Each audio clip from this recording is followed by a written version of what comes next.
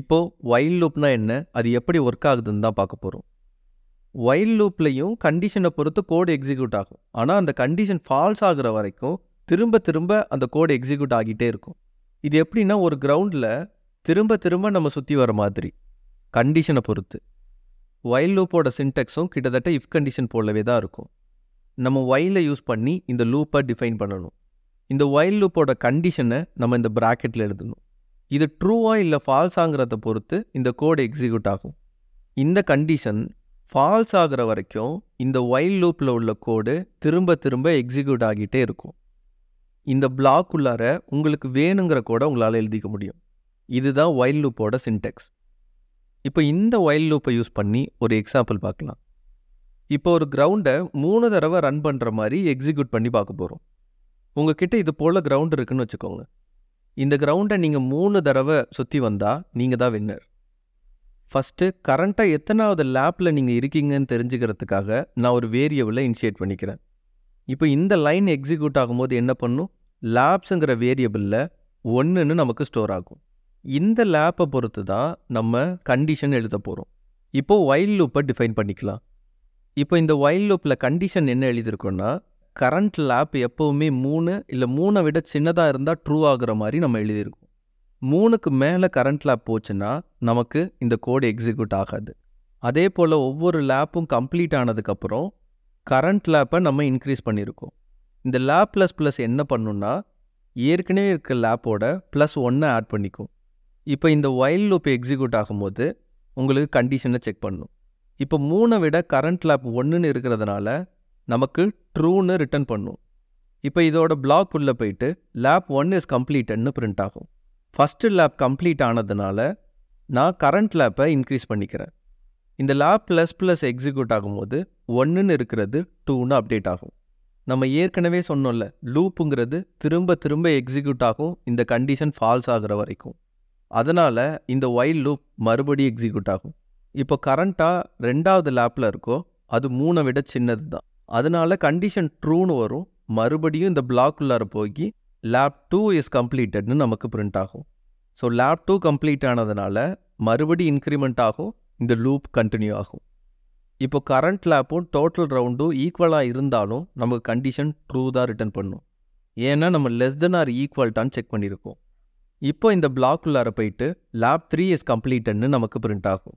Next லேப்பை 4ன்னு update பண்ணும். இப்போ மறுபடியும் இந்த வைல் லூப்புக்கு வந்து இந்த கண்டிஷனை செக் பண்ணி பார்க்கும்போது நமக்கு ஃபால்ஸ்ன்னு ரிட்டர்ன் ஆகும். ஏன்னா டோட்டல் லூப்பை விட கரண்ட் லூப் அதிகமாக இருக்கிறதுனால நமக்கு ஃபால்ஸ்ன்னு ரிட்டர்ன் ஆகுது. இப்போ இந்த பிளாக் உள்ளார போகாமல் இந்த லூப் ஸ்டாப் ஆகி நமக்கு கீழே இருக்கிற லைன் பிரிண்ட் ஆகி யூ ஓன்னு பிரிண்ட் ஆகும். இங்கே எழுதுகிற கண்டிஷனை பொறுத்து இந்த லூப் ஸ்டாப் ஆகிறது முடிவாகும். இதில் ரொம்ப முக்கியம் இந்த இன்க்ரிமெண்ட் ஆப்ரேட்டர். இதை மட்டும் நீங்கள் எழுதாமல் விட்டுட்டிங்கன்னா எப்போவுமே இந்த கண்டிஷன் ஃபால்ஸ்ன்னு வராது. உங்களுக்கு இன்ஃபைனைட் லூப்புக்குள்ளார போயிடும். அதாவது திரும்ப திரும்ப இந்த லூப் ரன் ஆகிட்டே இருக்கும், அதுக்கு முடிவே இருக்காது. நீங்கள் வைல் லூப் எழுதும் போது இந்த கண்டிஷன் ஏதாவது ஒரு இடத்துல ஸ்டாப் ஆகுற மாதிரி இருக்கிறத அஷ்யூர் பண்ணிக்கணும். இப்படி தான் வைல் லூப் ஒர்க் ஆகுது. இது எப்படி பண்ணுறதுன்னு இப்போ ப்ராக்டிக்கலாக பார்க்கலாமா? இப்போ வைல் லூப்பை ப்ராக்டிக்கலாக பண்ணி பார்க்க நியூ ப்ராஜெக்டை ஓப்பன் பண்ணிக்கலாம். அதுக்கு நியூ ஃபோல்டர் ஓப்பன் பண்ணிக்கிட்டு 04 வைல் இன்ட்ரோன்னு பேர் வச்சுக்கிறேன்.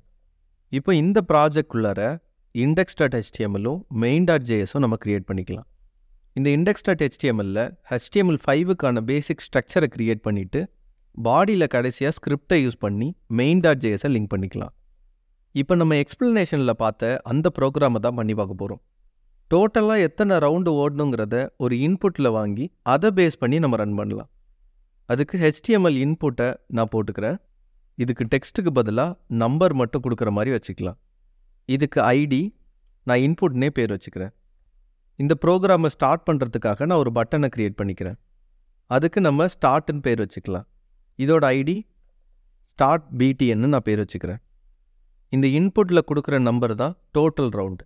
ஸோ இத்தனை ரவுண்டு நம்ம ஓடுனா யூ ஓன்னு பிரிண்ட் ஆகணும். இப்போ ரிசல்ட்டை காமிக்கிறதுக்கு நான் ஒரு டிவ் எலமெண்ட்டை க்ரியேட் பண்ணிக்கிறேன்.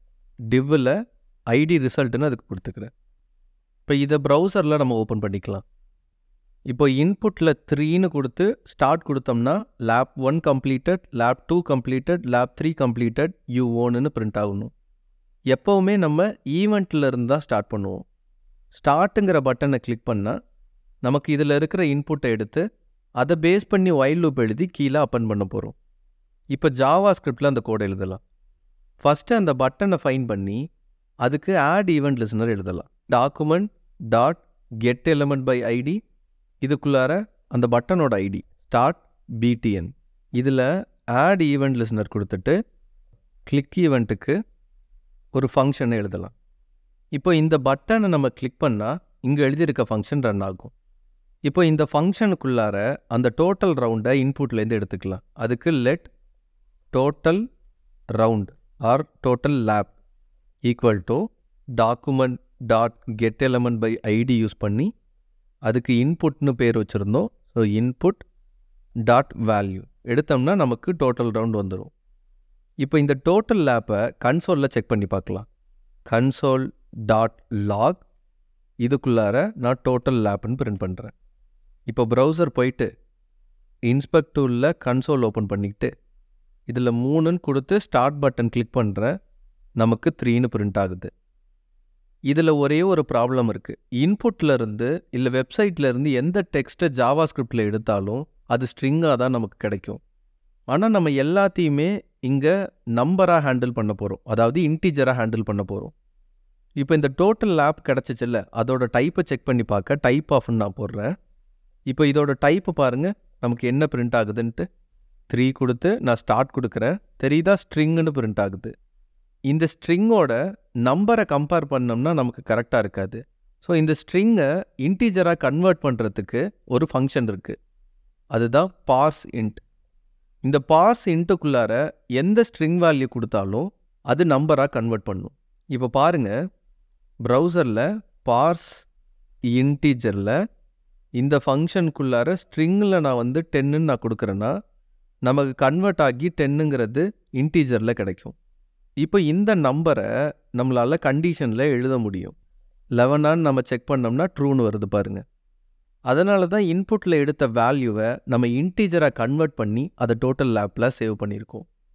இப்படி ஒரு டேட்டா டைப்லேருந்து இன்னொரு டேட்டா டைப் கன்வெர்ட் பண்ணுறதுக்கு நிறைய ஃபங்க்ஷன்ஸ் இருக்குது. இதுதான் நம்ம டைப் காஸ்டிங்னு சொல்லுவோம். இப்போ கரண்ட் லேப்பை டிஃபைன் பண்ணுறதுக்கு ஒரு வேரியபிளை அசைன் பண்ணிக்கலாம். Let current lap equal to நான் 1ன்னு நான் போட்டுக்கிறேன். இப்போது ஒயில் லூப்பை நம்ம ஃபஸ்ட்டு க்ரியேட் பண்ணிவிட்டு கண்டிஷனில் என்ன பண்ணணும், கரண்ட் லேப் எப்போவுமே 1 லெஸ் தென் அப்படி இல்லைன்னா ஈக்குவலாக இருக்கணும் டோட்டல் லேப்பை விட. நெக்ஸ்ட்டு என்ன பண்ணணும், லாஜிக் எழுதணும். நான் இப்போதைக்கு கன்சோல் டாட் லாக் போட்டுக்கிறேன். கன்சோல் டாட் லாக், இதுக்குள்ளார பேக் டிக் சிம்பிள் யூஸ் பண்ணிவிட்டு எத்தனையாவது லேப்புன்னு பிரிண்ட் பண்ணுறதுக்கு நம்ம இந்த கரண்ட் லேப் வேரியபிளை யூஸ் பண்ணிக்கலாம். டாலருக்குள்ளார கரண்ட் லேப் கொடுத்துட்டு இஸ் கம்ப்ளீட்டட்னு நான் போடுறேன். ஸோ இப்போ கடைசியாக ரொம்ப ரொம்ப முக்கியம், கரண்ட் லேப்பை இன்க்ரீஸ் பண்ணணும். கரண்ட் லேப் ப்ளஸ் ப்ளஸ், இதுக்கு என்ன மீனிங்னா current lap equal to current lap plus 1ங்கிறது தான் மீனிங். இப்போ இருக்கிற 1ஓட அடிஷ்னலாக 1 ஆட் பண்ணி மறுபடியும் அதை கரண்ட் லேப்புக்கு அசைன் பண்ணிடும். இதோட ஷார்ட் ஃபார்ம் தான் கரண்ட் லேப் ப்ளஸ் ப்ளஸ். இந்த ப்ளஸ் ப்ளஸ் ஆப்ரேட்டரை யூஸ் பண்ணி ஒரு வேல்யூவை நம்மளால் இன்க்ரீஸ் பண்ண முடியும். கடைசியாக கன்சோல் டாட் லாகில் யூ ஓன்னுட்டு பிரிண்ட் பண்ணலாம். You own. இப்போ இந்த ப்ரோக்ராமை செக் பண்ணி பார்க்கலாம். 3ன்னு கொடுத்து நான் ஸ்டார்ட் கொடுத்தேன்னா நமக்கு lab 1 completed, lap 2 completed, lap 3 completed, you ஓன்னு பிரிண்ட் ஆகும். ஸோ டோட்டல் லேப் இங்கே எத்தனை கொடுக்குறதுங்கிறத பொறுத்து உங்களுக்கு இது அப்டேட் ஆகும். இப்போ கன்சோல் டாட் லாகுக்கு பதிலாக இங்கே டிவ்வில் ஒவ்வொரு எலமெண்ட்டையும் ஆட் பண்ணலாம். அதுக்கு கோடுக்கு போயிட்டு இந்த கன்சோல் டாட் லாகுக்கு பதிலாக நம்ம ஆக்சுவல் ப்ரோக்ராமை எழுதலாம். அதுக்கு document dot get element by ID use பண்ணி அந்த எலமெண்ட்டை ஃபஸ்ட்டு ஃபைன் பண்ணிக்கிறேன். இப்போ இதோட inner HTML equal to backtick சிம்பிளை யூஸ் பண்ணி நமக்கு வேணுங்கிறத ஆட் பண்ணலாம். லேப் டாலருக்குள்ளார கரண்ட் லேப் இஸ் கம்ப்ளீட்டட் அப்படின்ட்டு நான் போடுறேன். இந்த ஈக்குவல் டு என்ன பண்ணுன்னா ஏற்கனவே இன்னர் HTML இருக்கிற டேட்டாவெல்லாம் ரிமூவ் பண்ணிவிட்டு இதை ஆட் பண்ணும். இந்த லூப் மறுபடி ரன் ஆகிறதுனால கடைசியாக ஆட் பண்ண வேல்யூ மட்டும்தான் இந்த இன்னர் HTML இருக்கும். இதை டீபகர் போட்டு நம்ம செக் பண்ணி பார்க்கலாம். இப்போ ப்ரௌசர் போயிட்டு 3ன்னு கொடுத்து ஸ்டார்ட் கொடுத்தோன்னா கரெக்டாக நம்ம டீபகரில் ஸ்டாப் ஆகிடும். இப்போ டோட்டல் லேப்பை விட கரண்ட் லேப் சின்னதாக இருக்கிறதுனால இந்த கண்டிஷன் ட்ரூ ஆகி உங்களுக்கு இந்த பிளாக் உள்ளார வந்திருக்கு. இப்போ அடுத்த லைன் எக்ஸிக்யூட் ஆகி இந்த div எலமெண்ட்டோட இன்னர் HTMLல நமக்கு லேப் 1 இஸ் கம்ப்ளீட்டட்னு பிரிண்ட் ஆகும். நெக்ஸ்ட் இந்த கரண்ட் லேப் ++ என்ன பண்ணும், 1ன்னு இருக்கிறத 2ன்னு மாற்றும். இப்போ மறுபடியும் கண்டிஷன் செக் பண்ணி நமக்கு ட்ரூ தான் வரும், அதனால பிளாக் உள்ளார போகும். இப்போ இந்த லைன் எக்ஸிக்யூட் ஆகும்போது என்ன ஆகுதுன்னு பாருங்க. இப்போ ஏற்கனவே நமக்கு லேப் 1 இஸ் கம்ப்ளீட்டட்னு இங்கே ஆட் ஆகியிருக்கு. அதையும் ரிமூவ் பண்ணிவிட்டு இந்த ஈக்குவல் டு என்ன பண்ணும், லேப் 2 இஸ் கம்ப்ளீட்டடுங்கிறத மட்டும் ஆட் பண்ணிடும். ஈக்குவல் டு யூஸ் பண்ணால் அதுதான் ப்ராப்ளம். இதை ஓவர் கம் பண்ணுறதுக்காக தான் நம்ம அப்பெண்டுங்கிற ஆப்ரேட்டரை யூஸ் பண்ண போகிறோம். இந்த ஈக்குவல்ட்டுக்கு முன்னாடி நம்ம ப்ளஸ் மட்டும் போட்டோம்னா போதும். ஏற்கனவே இன்னர் HTMLல இருக்கிற கண்டென்ட் எல்லாம் அப்படியே வச்சுட்டு கடைசியாக இந்த வேல்யூவை மட்டும் அப்பெண்ட் பண்ணும். அதனால் எத்தனை தடவை இந்த லூப் எக்ஸிக்யூட் ஆனாலும் ஏற்கனவே இருக்கிற கண்டென்ட் போகாது. இப்போ இந்த கோடை நம்ம எக்ஸிக்யூட் பண்ணி பார்க்கலாம். நான் ரீலோட் பண்ணிடுறேன். இங்கே 3ன்னு கொடுத்து ஸ்டார்ட் கொடுத்தோன்னா நமக்கு டீபகரில் ஸ்டாப் ஆகிடும். இப்போ 8வது லைன் எக்ஸிக்யூட் ஆகும்போது லேப் 1 இஸ் கம்ப்ளீட்டட்னு நமக்கு ஆட் ஆகிடும். இப்போ மறுபடி இந்த 8வது லைன் எக்ஸிக்யூட் ஆகும்போது ரிசல்ட்டில் ஏற்கனவே இருக்கிற எலமெண்டெல்லாம் ரிமூவ் பண்ணாமல் அதோட லாஸ்ட்டாக லேப் 2 இஸ் கம்ப்ளீட்டட்னு நமக்கு பிரிண்ட் ஆகும். இப்போ நம்ம வெறும் டெக்ஸ்ட்டு மட்டும் கொடுத்துருக்கிறதுனால நமக்கு பக்கத்தில் வருது. இதுவே 1 by 1 வரணும்னா நம்ம இதை எலமெண்ட்டாக மாற்றலாம். அதுக்கு என்ன பண்ணலான்னா இந்த இன்னர் HTMLல H1 எலமெண்ட்டாக ஆட் ஆகிற மாதிரி வச்சுக்கலாம். இந்த H1 எலமெண்ட்டை க்ளோஸ் பண்ணிடலாம். இப்போ ஒவ்வொரு தடவையும் ஒரு H1 டேக் க்ரியேட் ஆகும். இப்போ டீபகரை ரிமூவ் பண்ணிவிட்டு நம்ம அவுட்புட்டை செக் பண்ணி பார்க்கலாம். இதை ரீலோட் பண்ணிடுறேன். இப்போ நம்பர் 3ன்னு கொடுத்து ஸ்டார்ட்னு கொடுத்தோம்னா lap 1 is completed, lap 2 is completed, lap 3 is கம்ப்ளீட்டட்னு நமக்கு பிரிண்ட் ஆகியிருக்கு. அதுக்கப்புறம் கடைசியாக கன்சோலில் U1ன்னு பிரிண்ட் ஆகியிருக்கு. இப்படி தான் வைல் லூப் நமக்கு ஒர்க் ஆகுது. இதில் இன்னொரு ப்ராப்ளமும் இருக்குது. இங்கே அப்பண்ட் யூஸ் பண்ணியிருக்கிறதுனால ஏற்கனவே இருக்கிற டேட்டாவை ரிமூவ் பண்ணாதுன்னு சொன்னோம், கரெக்டாக? இப்போ இந்த சினாரியோவில் பாருங்கள். இப்போ 3க்கு பதிலாக நான் ரிமூவ் பண்ணிவிட்டு மறுபடியும் 2ன்னு நான் கொடுக்குறேன்னா ஏற்கனவே இருக்கிற வேல்யூவெல்லாம் ரிமூவ் பண்ணாமல் இதுக்கு கீழே அப்பண்ட் ஆகிடும். ஆனால் நம்மளோட சினாரியோவில் அந்த மாதிரி ஆகக்கூடாது. 2ன்னு கொடுத்தோம்னா லேப் 1 லேப் 2 இஸ் கம்ப்ளீட்டட் மட்டும்தான் இருக்கணும், ஏற்கனவே இருக்கிறது ரிமூவ் ஆகக்கூடாது. இதை ரீசெட் பண்ணுறதுக்கு என்ன பண்ணலான்னா ஒவ்வொரு தடவை இந்த பட்டனை கிளிக் பண்ண உடனே இங்கே இருக்கிற டேட்டா எல்லாத்தையும் நம்ம எம்டியாக செட் பண்ணிடலாம்.